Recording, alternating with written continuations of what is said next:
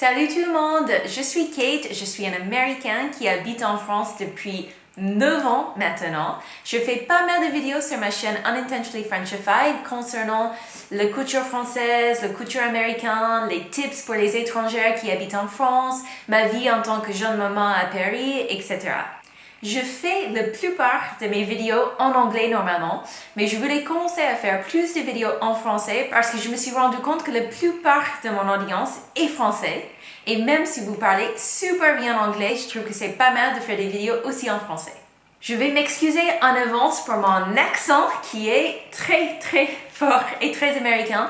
Je fais vraiment un effort. Ça, c'est littéralement le maximum que je peux faire avec mon accent.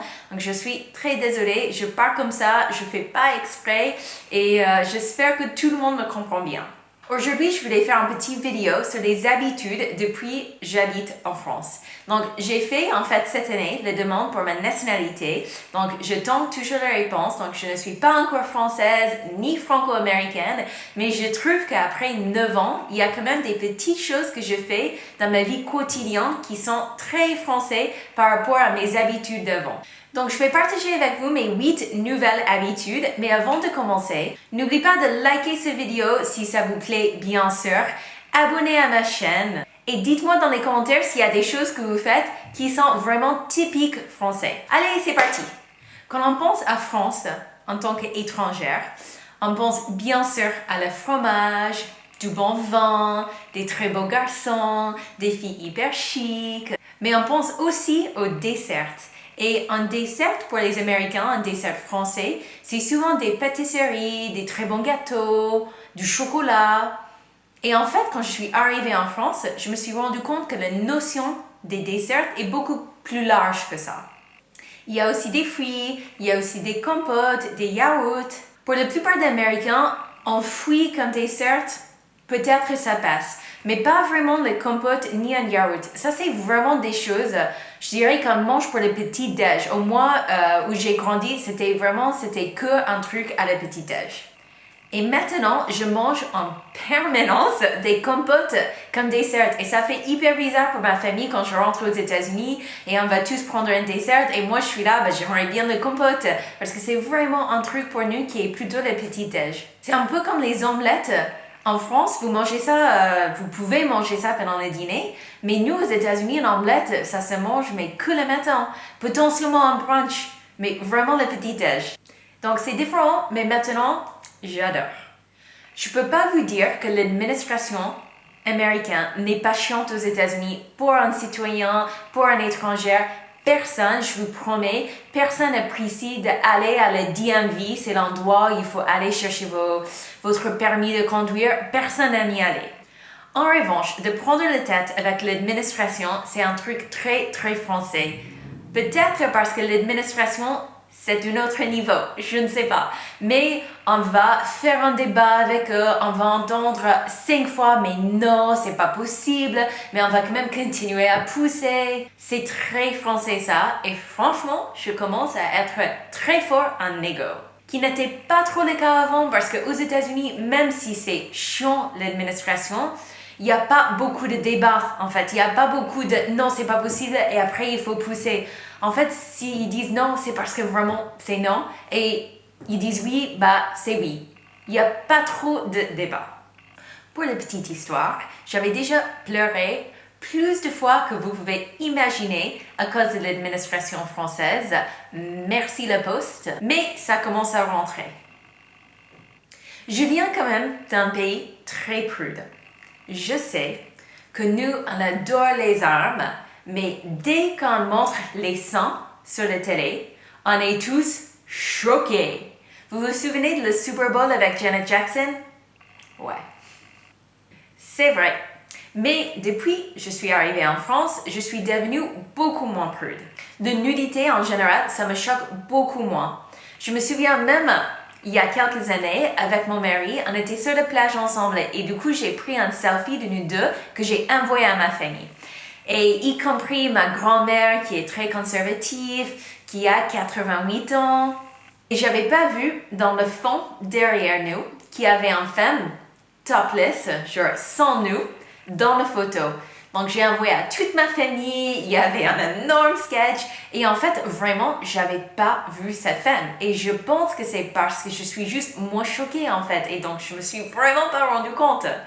Je ne sais pas si c'est comme ça qu'en France ou dans d'autres pays en Europe aussi, mais maintenant je suis très habituée du fait que le livreur qui va livrer un colis ou potentiellement nos courses va avoir besoin d'une longue explication de où on vit et il est très probable qu'il va se perdre à un moment. Parce qu'il n'y a pas des numéros sur les appartements. Donc en fait, il faut chaque fois dire ok, voilà, ça c'est le code, après vous rentrez dans l'appartement, après c'est le 4e étage, après c'est la porte à droite, après c'est le tapis qui dit bonjour. Et voilà mon numéro au cas où que vous êtes perdu. Et en fait, aux États-Unis, il y a des numéros sur les appartements. Et du coup, c'est l'appartement 3B. Et après, les gens, ils trouvent l'appartement 3B et c'est bon. C'est pas très très grave. Mais j'ai l'impression des fois que pour les livreurs, c'est un peu comme un chasse au trésor de trouver le bon appartement.